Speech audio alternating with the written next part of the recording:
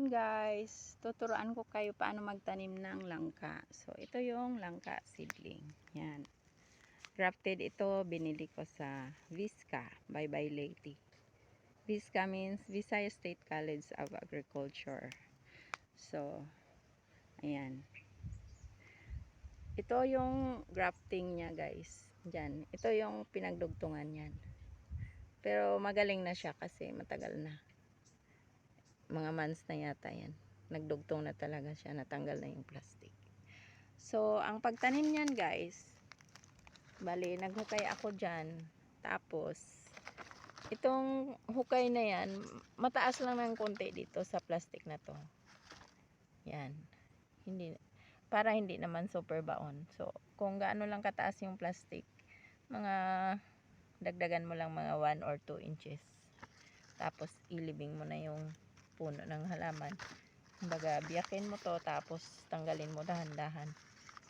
Patuwad yan. Paganon. Dahan-dahan para hindi masaktan yung roots, yung ugat ng halaman. Tapos, ilagay mo na siya dyan. Tapos, takpan.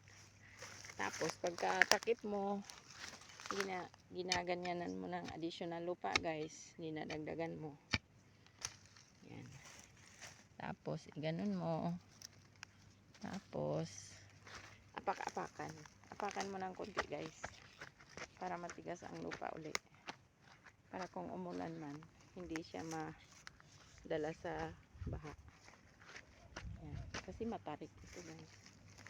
Ayan o, matarik. Ako na naglinis dyan. Kasi mahal ang magpalinis dito. Tsaka pag naglinis yung ibang mga lalaki dito, tabas lahat. So, tabas lahat na.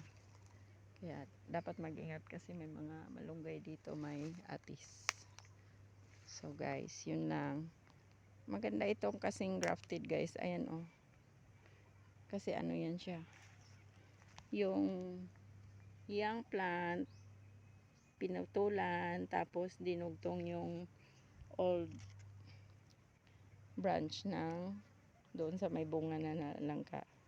So mga ilang years lang magkakabunga na rin yan. So thank you so much guys for watching.